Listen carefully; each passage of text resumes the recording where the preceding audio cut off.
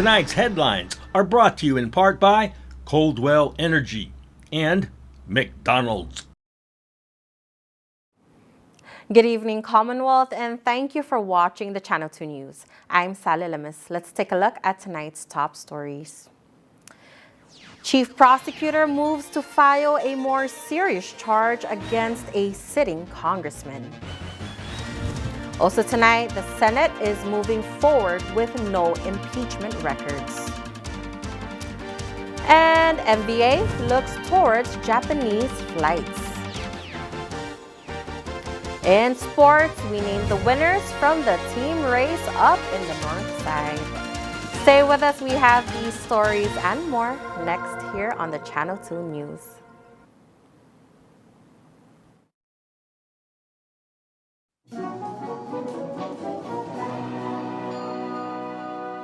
I have a phone. I have no TV.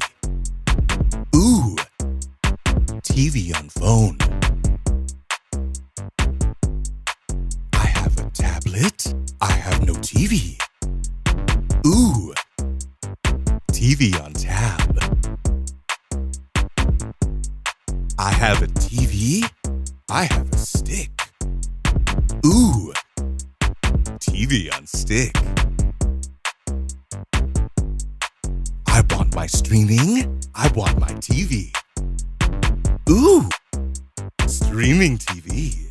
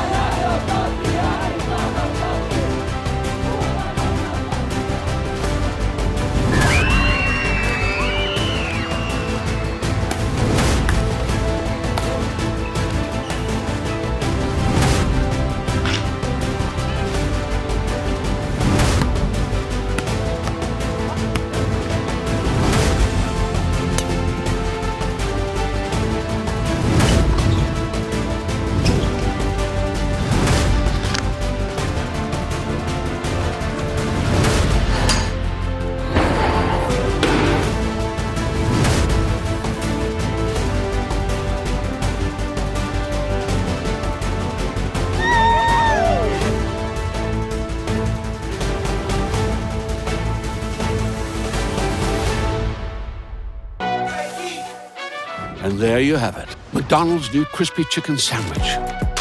From the makers of the world's most stolen fries. The juicy chicken sandwich from the place that offers extra napkins for a reason.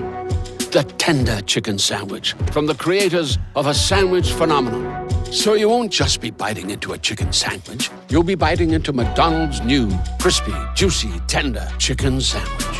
Ba-da-ba-ba-ba.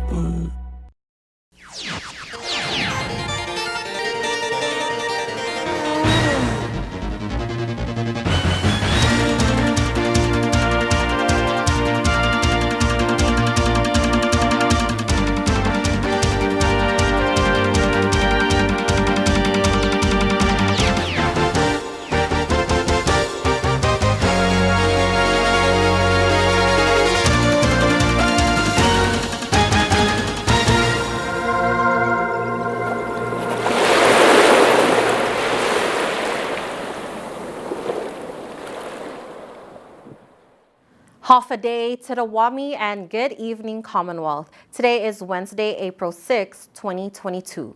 We start off tonight's newscast with this breaking story. The Senate has officially rejected the House impeachment records due to its deficiencies and says they will proceed on with the impeachment process. The House did not meet the deadline in submitting the corrected format of impeachment records. Senate Clerk transmitted a letter of non-compliance on Monday and gave the House Clerk 48 hours to correct the identified deficiencies. Earlier today, the House Clerk requested for a 30-day extension, expressing that the timeline is unreasonable and an unfair burden. But Senate President Jude Hofschneider declined the request. Hofschneider states the House of Representatives were given an ample ample time to submit an organized record that complies with the Senate rules, which required consecutive pagination, table of contents, and for the records to be organized by articles of impeachment and chronological order. The senator says they will proceed with the impeachment process as required by the rules. Any request should cite the appropriate provision in the rules that would permit the action requested. The Attorney General's office is now charging a sitting congressman with aggravated assault and battery and strangulation. Chief Prosecutor Chester Hines has filed a motion to amend the charges against Congressman Vicente Camacho for a November 10 incident that occurred in Chinatown near the family compound.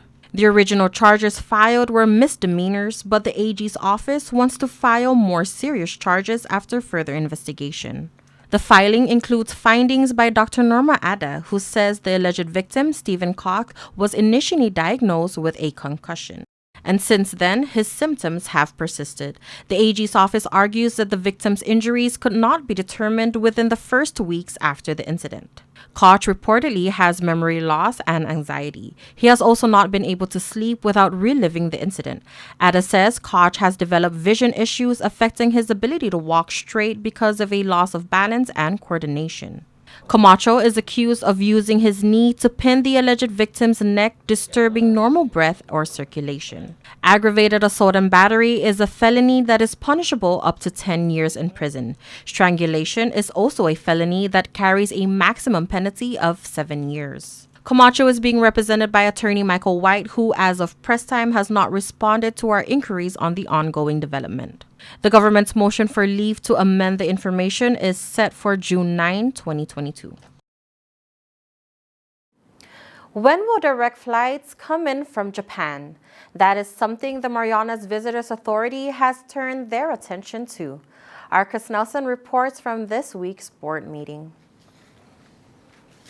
Just prior to the pandemic, Skymark Airline launched service to the Mariana Islands from Narita International Airport, located near Tokyo, Japan. It was the culmination of a long period of effort designed to resume tourism from Japan, once the source of the majority of arrivals.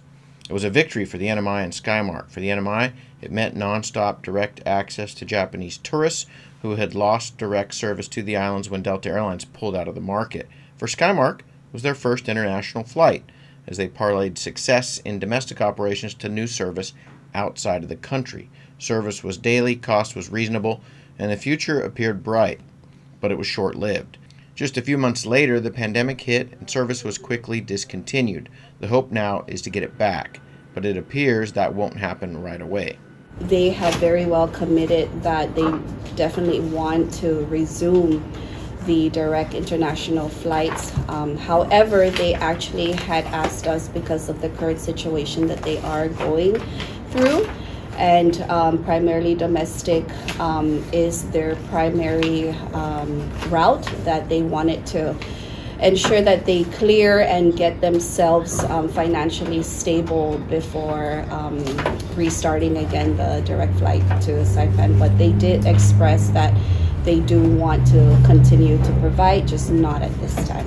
MVA recently participated in a Zoom meeting with Skymark officials, and long-term commitment remains, but in the short term, the company is still focused inside of Japan and not outside of it. At the moment, they are primarily focused on stabilizing their domestic operations, rebuilding their financial resources, and stemming the losses. And so at this point, they don't really have an appetite to engage in anything outside of that until they can stabilize the main body of their operation, which is their domestic operations.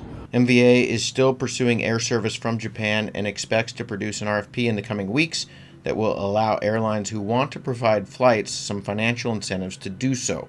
United says they are interested. The carrier currently has daily service to Guam.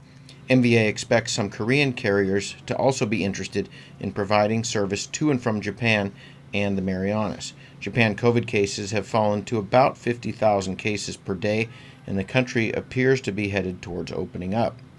Meanwhile, COVID cases in Asia are still high. Beijing's in lockdown. Korea is still averaging over 250,000 COVID cases per day, but that number is down from previous weeks, and officials there are hoping that as the number continues to drop, the Koreans will begin traveling again. CNMI, which has been open to Koreans traveling the last few months, presently has 5 carriers flying into the NMI, but service is limited to just 2 days per week. Arrivals in February from Korea were just under 3,000. Total arrivals to the NMI topped 4,000. That number is the highest since the recovery started, but still close to 90% down from February of 2020. Chris Nelson for the Channel 2 News. Cabinet members were allegedly paid illegal overtime more than 3 years ago. Police chief says the lawsuit filed against him is untimely and he is asking the court to dismiss the complaint.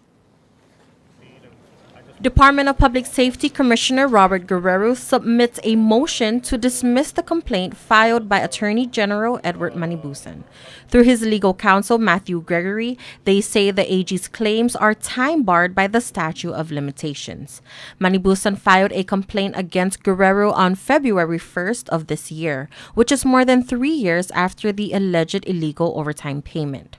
Gregory says if a 2-year statute of limitation applies in this case, then the complaint is untimely and must be dismissed. KSPN reached out to AG Manibusan, who states he has received the motion and will file their response in due time. Manibusan states the outcome of this case may determine the course of those cabinet members who are similarly situated. Guerrero was the first cabinet member to be taken to court.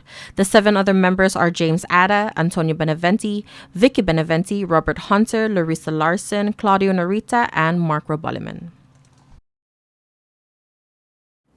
Officials from the United States Department of Homeland Security are on Saipan conducting a workshop for surveillance detection training. Local law enforcement officers were given an overview on the ability to conduct surveillance and detect any type of hostile threat among the community. The Governor's Chief of Staff, Will Castro, says the administration is in support to provide as much trainings that will modernize the government. There's going to be cybersecurity training. It's happened. It's going to continue to happen. And so this is just another complementary aspect of how to strengthen the capacity of law enforcement, but also first responders. With the upcoming Pacific Mini Games, it is also important for officers to be well versed with any potential threats. All the training that we're receiving today is kind of important because now we're having that big event, right? So with all the intelligence we can collect with this training, and we can broadcast everything to the various law enforcement agencies, so that way we could work as a team for this big event. Our utmost importance, especially with this big event coming up, is the security and safety of our community and our visitors coming up. So that is our number one priority. That's why with this training, it has opened our eyes to things. Will had elaborated just a little bit on it. Some things that we were never aware of, and now we are.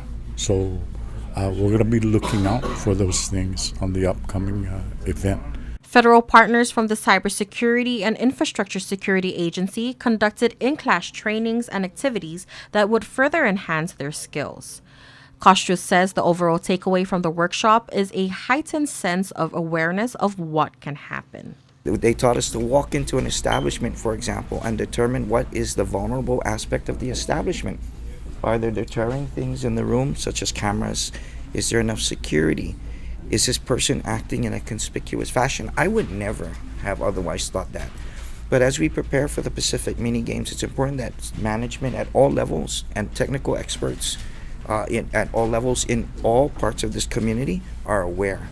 Because one bad move, as you know, one catastrophe in the Pacific Mini Games can adversely affect our reputation.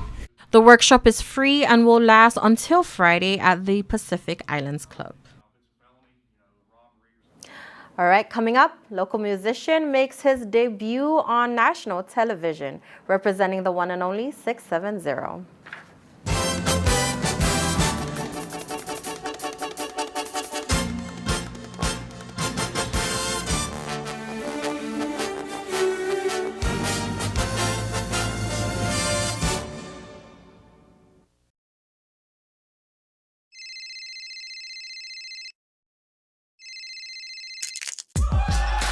Need a new phone? Trade in now and get up to $500 off our best 5G devices. Trade in your older phone in any condition and step up to better savings and speeds only our 5G network can provide. Check out our website and catch up on the best mobile experience. Trade in now. Docomo Pacific. Better together. My journey began in 2019. I noticed white patch. Now it was stage 1 cancer. I told my wife that I had cancer. I just remember sitting in there with Dr. Moss. First thing that got into my mind was, how am I gonna get to my car? I mean, all the emotions were running through my head. I broke down. After my second surgery, I was cancer-free for 1 year and 28 days. During my routine checkup, cancer came back. Same thing, I got my surgery. Biopsy results from all that surgery came back negative again. And I've been cancer-free so far, just doing my 3 months CT scan, blood works. My advice to all is try not to pick up on bad habits.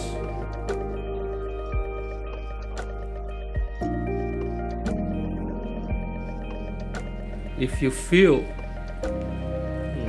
any type of sores or stuff in your mouth, visit CHC or any dental clinic for your free oral screening. Early detection is the best chance for your successful treatment.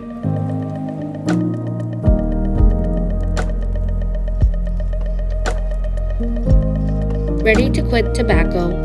Call the CNMI Tobacco Quit line at 670-323-7848. Visit your dental clinic for a free oral health screening. Early one evening, John was headed to a barbecue party with some friends. They were driving from Garapan to Cagman. The night started out great until John decided to start texting his friends while driving. He did not realize that a vehicle carrying a family of 4, including 2 little children, were headed their direction. Suddenly, some people don't realize just how dangerous driving while distracted can be until it is too late. Remember to always keep your eyes on the road. Your life and those around you are more important than sending that text. Whatever it is, it can wait. If only John followed this advice, the outcome would have been different. Drive safe, CNMI. Brought to you by the National Highway Traffic Safety Administration and the CNMI Department of Public Safety.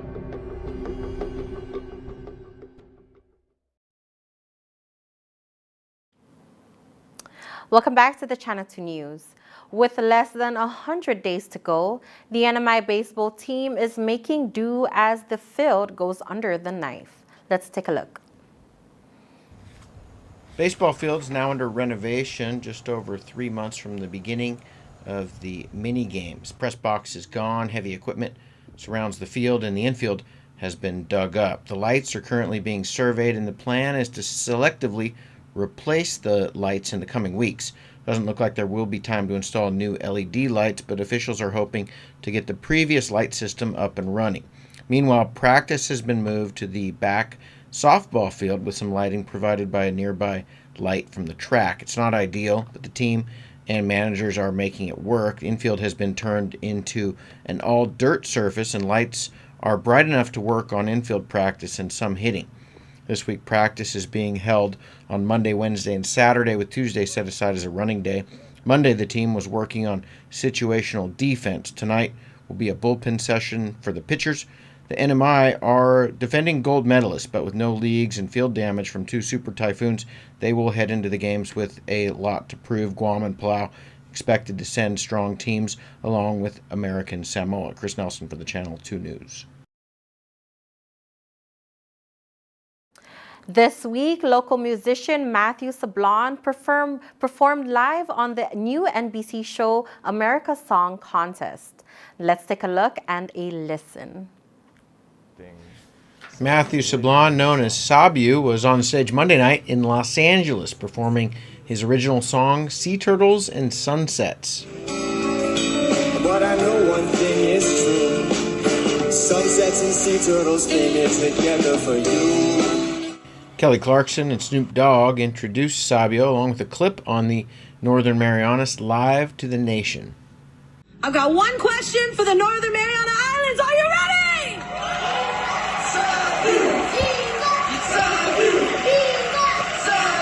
The clip also included images from Saipan and the Northern Islands and a message from Sabu's father, former Governor Juan Babauta. We look forward to seeing you perform before millions of people all over the world. Sablon was recently on island and in our studio and talked about the upcoming performance. One day they told me, hey, just want to congratulate you because you've been selected as the representative for the Northern Mariana Islands in this show. And it's like, wow, like that's an honor, you know, it's an honor. And so here we are. I just came out back to Saipan to do like a home follow video and kind of get a backstory of where I'm from and my family and what we do here and Saipan and you know, it's just it's been quite a wild experience. What are you going to wear, do you know? No idea.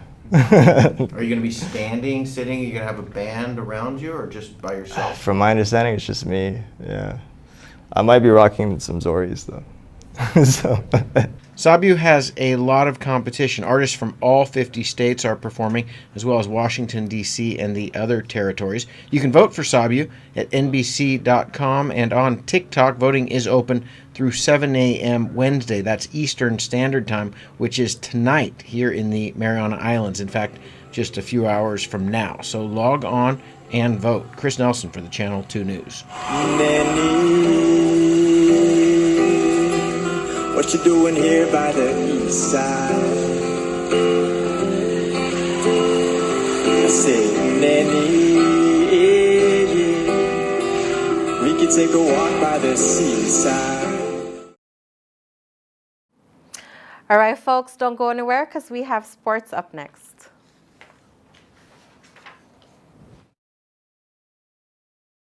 You are everything that matters to me. And I promise to do whatever it takes to keep you healthy, to be comfortable, and to be free. I love you. As long as we're together, I'll always make sure that home will always be our best place to breathe.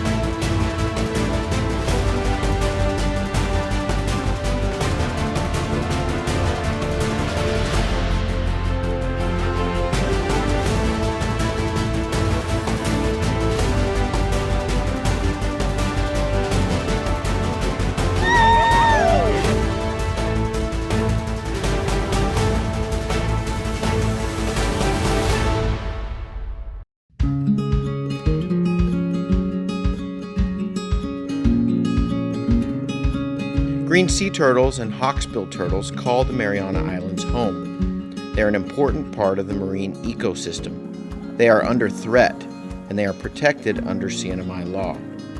Keep plastic out of the ocean. Keep vehicles off the beach. Use the Sea Turtle Stranding Hotline if you see poaching activities or if you see a turtle in trouble. Call 287-8537 and save a turtle.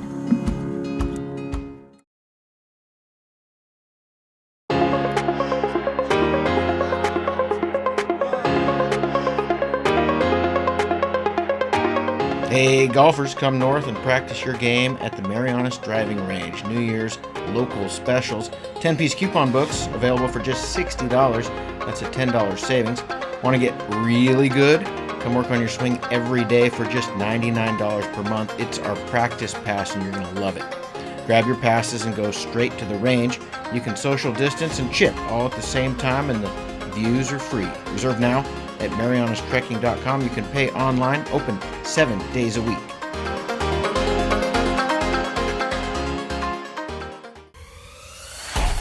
Tonight's sports brought to you in part by Tan Holdings through the Tan Su Lin Foundation, making communities a better place to live.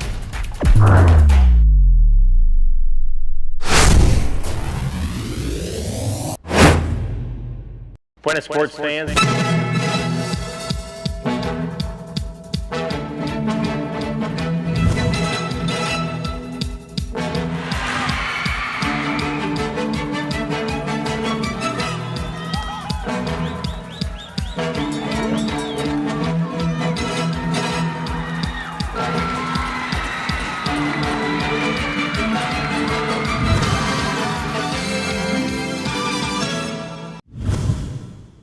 All right, for our KSPN Sports Report, Team Bucco and Gilbert conquer the bike race up at the north side.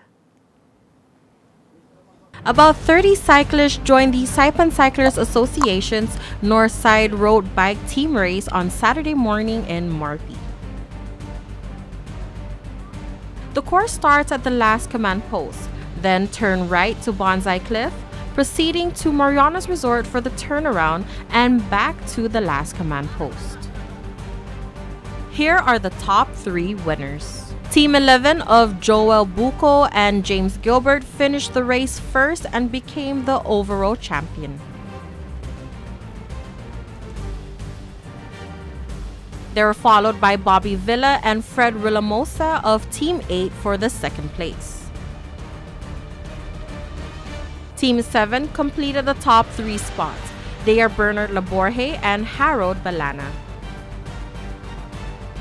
Here are the rest of the teams who also won at this bicycle race. Fourth place is Team 4 of Noel Altamirano and Rod Gonzalez.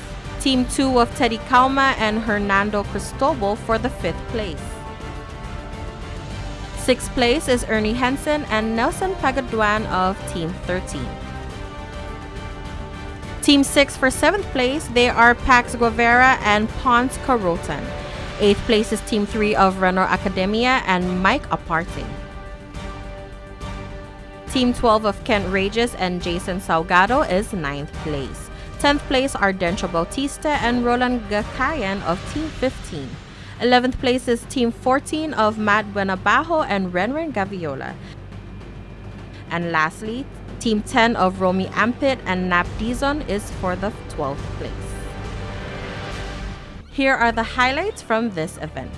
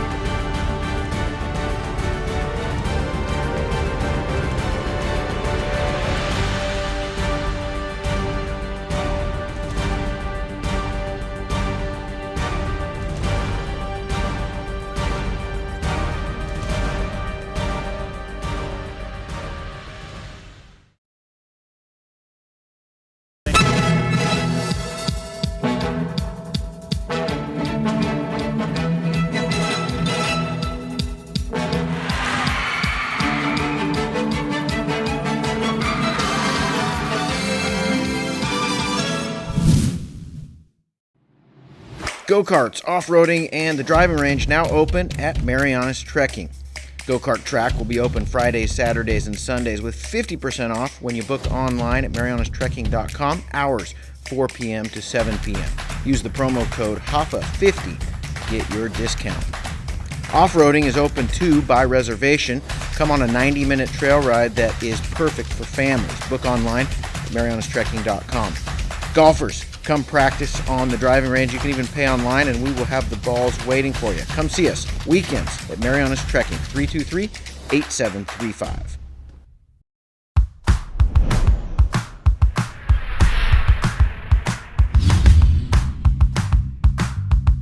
Hi, I'm Dre, one of the personal trainers here at Goats Gym, and today we're going to show you a Bulgarian split squat, a fantastic lower body exercise that should be a main staple in your training. Now the first thing we want to address is the rear foot placement. Now whether it's toes on or toes off, just find what's comfortable for you. The bigger issue we want to tackle is the height of the box or bench. You see, when you set up on a box or a bench that's too high, that inherently puts an aggressive stretch on the front of your hip. Oftentimes, that sensation will take away from the working leg, the leg that's on the floor. And when you start to add load in this faulty position, you're bound to run into some problems, particularly if you got some mobility restrictions. So Jamila's gonna set up, she's gonna descend with control, and from there just stand tall.